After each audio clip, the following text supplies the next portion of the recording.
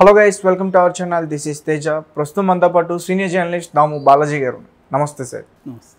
So RGV గారు వ్యూహానికి చాలా ఇబ్బందులు ఎదురయ్యాయి గతంలో. అండ్ ఇప్పుడు ఆయన వ్యూహానికి సెన్సార్ సర్టిఫికేట్ కూడా ఇచ్చేసింది. ఆయన తన ట్విట్టర్ ఎక్స్ అకౌంట్లో కూడా దాన్ని పోస్ట్ చేశారు, bad news for bad guys అని చెప్పేసి. సో మొత్తానికి సినిమా 29వ తేదీన రిలీజ్ అవ్వబోతుంది. సో దాని గురించి మామూలుగా దీని చరిత్ర చెప్పుకుంటే ఆయన వ్యూహం శబ్దం అని 2 పార్ట్లుగా వైఎస్ఆర్ చనిపోయినప్పటి నుంచి స్టార్ట్ అయ్యి జగన్ అధికారంలోకి వచ్చేవరకు ఎలా జరిగింది ఏంటి, ఇప్పటి వరకు అధికారంలోకి రావడం, దాని తర్వాత పరిణామాలు, ఇవన్నీ కూడా ఆయన ఈ 2 సినిమాల్లో చెప్తామని ప్లాన్ చేశారు. అదేంటంటే ఎలక్షన్లకు ముందే ఈ 2 సినిమాలు కూడా రిలీజ్ చేయాలనేది తన టార్గెట్. సో అందుకని ఇది నవంబర్ 10న రిలీజ్ చేస్తున్నట్టు అనౌన్స్ చేశాడు వ్యూహం అనేది. వ్యూహం పార్ట్ 2నే శబదం అనమాట. అంటే వ్యూహాలు ఎలా వేశారు చనిపోగానే, ఆ వ్యూహాల్లో భాగంగా జగన్ని ఎలా జైలుకి పంపించారు, దాని తర్వాత జగన్ శబదం చేసి మళ్ళీ అధికారంలోకి వస్తాను నేనని అతను ఎలా అధికారంలోకి వచ్చాడు 2019లో. ఈ ప్రాసెస్ అంతా కూడా ఈ 2 సినిమాల్లో ఆయన చూపిస్తారు. అయితే మామూలుగా ఆర్జీవి బయోపిక్స్ అన్నీ కూడా ఎలా ఉంటాయంటే బేసిక్గా రియల్ యాక్టర్స్ని పోలిన, రియల్ క్యారెక్టర్స్ని పోలిన యాక్టర్స్ని ఆయన వెతికి మరీ పడతాడు. ఈ చంద్రబాబు క్యారెక్టర్ ఫర్ ఎగ్జాంపుల్, అతను ఏదో చిన్న మెస్లో సర్వర్గా ఉండేవాడు. ఆ విజువల్ వచ్చింది. ఆ విజువల్ వచ్చేసరికి ఈయన మొత్తానికి రకరకాలుగా ట్రై చేసి అతను పట్టుకొని అతనికి యాక్టింగ్ ఏమి రాదు, తను సర్వర్ కదా. సో అతనికి ట్రైనింగ్ ఇప్పించి యాక్ట్ చేయించి అతన్ని ఇంకొంత మోడిఫై చేసి కరెక్ట్గా చంద్రబాబుని చూసినట్టే ఉంటుంది. అవును సార్. సో అలాగా నేను కిల్లింగ్ వీరప్పన్కి పనిచేసినప్పుడు కూడా వీరప్పన్ క్యారెక్టర్కి ఆయన చాలామందిని ఇలాగ పిలిపించి ఆడిషన్ చేసి లుక్ టెస్టు, వాళ్ళకి కాస్ట్యూమ్స్ వేసి అన్నీ చూశారు. ఫైనల్గా సందీప్ భరద్వాజ్ అనే అబ్బాయి, అతను ఒక makeup man, Bombay makeup man పంపించాడు అతన్ని వచ్చినప్పుడు నన్ను తర్వాత అజయ్ భూపతి ఉన్నాడుగా అతను కో డైరెక్టర్, మేమిద్దరమే అతన్ని టెస్ట్ చేసాము. అతను ఆల్రెడీ థియేటర్ యాక్టర్. సో అతను కాస్ట్యూమ్స్ వేసి గన్ ఇచ్చి అన్నీ చేస్తే పర్ఫెక్ట్గా వీరప్పన్లాగా ఉన్నాడు. ఆ మేకప్ అసిస్టెంట్ కూడా వచ్చాడు ముంబై నుంచి, అతను మీసాలు అవన్నీ పెట్టాడు. అప్పటికి వైట్గా ఉండేవాడు అతను. దాంతో అతన్ని నల్లబడమని చెప్తే అతను మంచి మే జూన్ ఎండల్లో తిరిగేవాడు, బాగా ఎండలో ఎక్కువ నిలబడి నలిపోయాడు, ట్యాన్ అయ్యాడు బాగా. అలాగే అతను మార్చారన్నమాట. అలాగా అతన్ని షూట్ చేస్తూ ఉంటే ఆ లోకల్స్ కూడా కర్ణాటకలో ఇతనేంది మళ్ళీ వీరప్పన్ బతికొచ్చాడా అన్నట్టుగా మాట్లాడుకునేవాడు. సో అంతగా వీరప్పన్ లాగా అతను రిజంబులెన్స్ ఉంది. అట్లాగా ప్రతి ఒక్కరిని అలా పట్టుకుంటాడు. ఇప్పుడు కూడా దీంట్లో మానస రాధాకృష్ణ చూస్తే మనకి అచ్చు భారతిని చూసినట్టే ఉంది. వైఎస్ భారతి ఎలా ఉందో ఆ లుక్ అంతా అలాగే ఉంది. ఇక అజ్మల్ ఇంతకు ముందే కూడా జగన్ క్యారెక్టర్ చేశాడు. కమ్మరాజ్యంలో, అదే కడప రాజ్యంలో కడప రెడ్లు, అమ్మరాజ్యం అని మళ్ళీ మార్చారు. కమ్మరాజ్యంలో కడప రెడ్లలో కూడా ఆయన చేశాడు. సో ఓవరాల్గా ఇప్పుడు ఏంటంటే లోకేష్ లాగా, ఇంతకుముందు లోకేష్, ఇప్పుడు లోకేష్ కొంత స్లిమ్ అయ్యాడు, మనిషి గడ్డం పెంచాడు, ఫిట్ అయ్యాడు, ఇవన్నీ మారాడు. కానీ గతంలో లోకేష్ అంటే కొద్దిగా బొద్దుగా ఉండేవాడు. అలాంటి క్యారెక్టర్ని దాంట్లో కూడా పెట్టాడు. ఇప్పుడు కూడా అలాంటి అతన్ని పెట్టాడు దీంట్లో కూడా. సో ఈ వీడియో ఇవి అట్లాగే పవన్ కళ్యాణ్ లాగా ఉండే క్యారెక్టరు, చిరంజీవి, ఇలాగా ఏంటంటే రియల్ క్యారెక్టర్స్ని పోలిన ఆర్టిస్టులను పెట్టడం అనేది చేయడం వల్ల లోకేష్ దీని మీద సెన్సార్ బోర్డుకి కంప్లైంట్ చేశాడు. ఇది మమ్మల్ని యాజిటీజ్గా చేసి తీస్తున్నారు, సో మా ప్రైవసీకి ఇది భంగం, కాబట్టి ఈ సినిమాని మీరు సెన్సార్ ఇవ్వకండి అని కంప్లైంట్ చేసినప్పుడు సెన్సార్ బోర్డు మామూలుగా అయితే జనరల్గా సెన్సార్ బోర్డు ఏం చేస్తుందంటే వాళ్ళు సినిమాని చూసి కొన్ని కట్స్ ఇస్తారు. ఎన్ని కట్స్ అనేది పక్కన పెడితే కట్స్ ఇస్తారు, కొన్ని పేర్లు మార్చమంటారు, ఇలాంటివి చెప్తుంటారు. అప్పుడు ప్రొడ్యూసరు, డైరెక్టరు రివైజింగ్ కమిటీకి అప్పీల్ చేసుకుంటారు.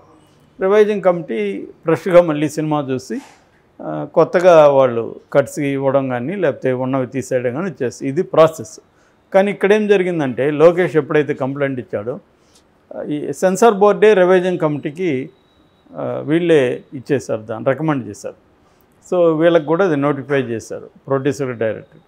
సో ఇది జనరల్గా జరగదు, ఇది రేరెస్ట్ ఆఫ్ ది రేర్. దాంతో తెలుగుదేశం శ్రేణులంతా కూడా మేము సక్సెస్ అయినాము, ఇతనికి ఇంకా సినిమా రిలీజ్ కాదు అనేది చెప్పుకుంటూ వచ్చారు. అప్పుడు కూడా నేను రిలీజ్ చేస్తానని ఆర్జీవి ప్రెస్ మీట్లో చెప్పాడు. చాలామంది ఏమనుకున్నారంటే ఓటీటీకి ఏమైనా ఇస్తాడా అని అనుకున్నారు. కొంతమంది ఏమో ఫైబర్ గ్రిడ్ ఉంది కదా, దాని ద్వారా ఆంధ్రప్రదేశ్లో రిలీజ్ చేస్తారనుకున్నారు. కానీ ఆయన పట్టువదలని విక్రమార్కులాగా వదలకుండా రివైజింగ్ కమిటీ వాళ్ళని ఫాలోఅప్ చేశాడు. సో రివైజింగ్ కమిటీ ఆయనకి లేటెస్ట్గా యూ సర్టిఫికేట్ ఇచ్చి సినిమాకి సెన్సార్ సర్టిఫికేట్ ఇచ్చింది. రీజనల్ బోర్డ్ ఆఫీసర్ షిపాలి కుమార్ ఆధ్వర్యంలో ఒక టీము దాన్ని చూశారు, రీజనల్ టీం అనమాట. నాట్ ఓన్లీ తెలుగు వాళ్ళు కాదు, మొత్తం కన్నడ, తమిళ అందరూ కలిసి మెంబర్స్ చూశారు దాన్ని. సో సర్టిఫై చేశారు. అంటే ఏంటంటే క్లియర్గా డిస్క్లైమర్ ఉంటుంది, నిజ జీవితంలో ఎవరినైనా పోలి ఉన్నా కూడా అది యాదృచ్ఛికంగానే ఇంటెన్షనల్ కాదు, నేను ఇంటెన్షనల్గా ఎవరిని కించపరచడానికో వాళ్ళని బదనాం చేయడానికి సినిమా చేయట్లేదు అనేది క్లియర్గా డిస్క్లైమర్ వేస్తారు. అట్లాగే వాళ్ళ పేర్లు యాజ్ ఇట్ ఈజ్ పేర్లు ఉండవు, లొకేషన్ చంద్రబాబు అని ఉండదు, పోలిన మనుషులు అనేది ఉండొచ్చు. దాంట్లో ఏమి అంటే లొకేషన్ రాకేష్ అని అంతే అలాగే ఉంటుంది ఆయన. Right sir. సో కాబట్టి ఆయన ఏంటంటే టెక్నికల్గా ఆయన తప్పించుకోవడానికి ఇది స్కోప్ ఇచ్చింది. నిజానికి బయోపిక్స్ అనేవి ఇంతకుముందు వచ్చాయి. మన్మోహన్ సింగ్ పోలిన అతని మీద తీయలేదా, యాక్సిడెంటల్ ప్రైమ్ మినిస్టర్ అని. మన్మోహన్ సింగ్ లాగే ఉన్నాడు కదా దాంట్లో కూడా. అట్లాగే ఇందిరాగాంధీ మీద ఎమర్జెన్సీ దీనికి ఈమెతో తీస్తున్నారు కదా. అట్లాగే మన జయలలిత మీద సినిమా తీశారు, ఆమెని జయలలిత లాగే మార్చారు కదా. సో రియల్గా లైఫ్లో ఉన్న క్యారెక్టర్స్ని పోలిన ఆర్టిస్టులను పెట్టడం అనేది ఆర్జీవి ఒకడే చేయట్లేదు, ఇండియాలో కానీ వరల్డ్లో కానీ అందరూ చేస్తున్నారు. కాబట్టి అందరికీ పర్మిషన్ ఇచ్చినప్పుడు ఈయనకి ఎందుకు ఇవ్వకూడదు? మేబీ ఇప్పుడు ఒకవేళ లోకేష్ కోర్టుకి వెళ్ళి స్టేజ్ ఇచ్చడానికి ట్రై చేస్తాడనేది కూడా చూడాలి. గతంలో కూడా వాళ్ళు లక్ష్మీ ఎన్టీఆర్ అప్పుడు కూడా ట్రై చేశారు. అలాగే ఇప్పుడు ఈయనైతే ఇప్పుడు 29th అనౌన్స్ చేసి bad news for bad guys అని. మామూలుగా ఈయన ఏం చేస్తుంటాడంటే వాళ్ళని ఇంకా రెచ్చగొడుతూ ఉంటాడు. అట్లాగే మొన్న కూడా 4 రోజుల ముందు కూడా వైఎస్ భారతిరెడ్డి బర్త్డే సందర్భంగా కూడా ఆమె గ్రీటింగ్స్ చెప్తూ real power cannot be given, it must be taken అనేది కూడా ఆయన పెట్టాడు. సో ఇంకా ఆయన రోజు పెడుతూనే ఉన్నాడు, ఈరోజు కూడా ఏదో పెట్టాడు. సో అలాగైందంటే ఆయన రెచ్చగొడుతూ ఉంటాడు, రెచ్చగొట్టి వాళ్ళని కోర్టుకు పోవడం ఏదో ఒకటి. ఎందుకంటే ఆయనకి పబ్లిసిటీ కావాలంటే ఇన్స్టిగేట్ చేస్తుంటాడు. అవతల వాళ్ళు ఎంత ఇన్స్టిగేట్ అయిపోతే అది టీవీ ఛానల్లో కానీ మీడియాలో కానీ సోషల్ మీడియాలో అన్నిట్లో ఇంకా దీని మీదే రచ్చ జరుగుతుంది. దీనివల్ల ఆయనకి ఓపెనింగ్స్ వస్తాయి. రెండోది ఏంటంటే ఆయన పర్పస్ ఎప్పుడైనా కూడా ఆ సినిమా ఆడుతుందో లేదనేది ఆయనకు అనవసరం. సినిమా ఆడకపోయినా ఆయనకేమీ ఫికర్ లేదు. ఆయన ఏం ఆలోచిస్తారంటే ఒక సినిమా పేరుతో జరిగే చర్చ ఉంది కదా, అదే ఆయనకి ఇష్టం, అదే సక్సెస్ అయినట్టుగా నమ్ముతారు ఆయన. చాలామంది కామెంట్లు కూడా కింద ఏమన్నా పెట్టారని, నీ సినిమా అసలు ఒక రోజన్నా ఆడుతుందా, హాఫ్ డే అన్న ఆడుతుందా అని పెట్టారు. ఈవెన్ రఘురామకృష్ణరాజు కూడా మధ్యాహ్నం తర్వాత షో ఉంటే నేను మీసాలు తీసేస్తానని ఏదో చెప్పాడు. కాబట్టి అది ఈయన పట్టించుకోరు. మధ్యాహ్నం తర్వాత ఉందా, ఒక షో ఆడుతుందా అని ఈయనకి అనవసరం. ఈ సినిమా పర్పస్ ఏంటంటే ఈ సినిమా ఒక చర్చని లేవదీయడం, అది ఆయన సక్సెస్ అయిపోతాడు ప్రతి సినిమాలో. ఎందుకంటే ఆయన సినిమాల చుట్టూ జరిగేంత చర్చ ఇంకే సినిమాలకి జరగదు. సో అందుకని ఆయన ఒక ఇంటర్వ్యూలో చెప్పారు, నాది every discussion, every tweet, every post కూడా ఒక సినిమాలాగే. నేను ఒక సినిమా తీస్తున్నా అంటే 1000 సినిమాలు తీస్తున్నట్టు లెక్క అనేది ఆయన క్లియర్గా చెప్పాడు. సో ఆయనకి ఆ క్లారిటీ ఉంటుంది. చాలామంది ఇతను పిచ్చోడా, ఇతను ఎందుకు చేస్తుంటాడు, ఒకరోజు కూడా ఆడదు కదా, ఇవన్నీ చెప్తుంటారు. అది ఆయనకు కూడా తెలుసు. సో ఆయన క్లారిటీగా ఏంటంటే ఈ సినిమా తీయడం ద్వారా చర్చని రేకెత్తించడం, తన అభిప్రాయాల్ని జనంలోకి తీసుకెళ్ళడం, తన పర్సెప్షను అంటే ట్రూత్ అనేది ఏదనే దానికి కూడా ఆయన డెఫినేషన్ ఏమంటే ట్రూత్ అనేది అల్టిమేట్గా ఆబ్జెక్టివ్గా ట్రూత్ అనేది ఏమి ఉండదు. పర్సెప్షనే ఉంటుంది, ఎవరి వ్యూ ఉంటుంది. సో నా వ్యూ నేను చెప్తున్నాను, నా పర్సెప్షన్ నేను చెప్తున్నాను. నువ్వు దీన్ని వ్యతిరేకించేటుకుంటే నీ వ్యూ నువ్వు సినిమా తీసుకోవచ్చు, నో ప్రాబ్లం. ఇప్పుడు అలాగే జరిగిందా అంటే అలాగే జరిగిందా అనేది ఎవడు చెప్పాలి? కాబట్టి అది ఒక సంఘటన జరిగితే దాన్ని నాలుగు రకాలుగా బయటకు వచ్చి చెప్తారు. అంటే ఏంటి, ఎవరి వెర్షన్ వాళ్ళదన్నమాట, వెర్షన్ ఆఫ్ ద ఫ్యాక్ట్ అది.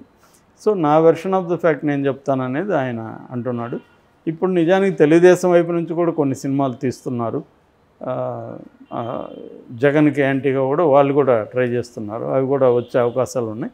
ఈవెన్ జనసేన వాళ్ళు కూడా జగన్కి యాంటీగా, ఆర్జీవికి యాంటీగా కూడా సినిమాలు తీస్తున్నారని చెప్తున్నారు. ఏదేమైనా ఈ ఆంధ్రప్రదేశ్ ఎన్నికల్లో అనేవి ఎంటర్టైనింగ్గా ఉంటాయి వీటన్నిటి వల్ల. Okay sir, thank you so much.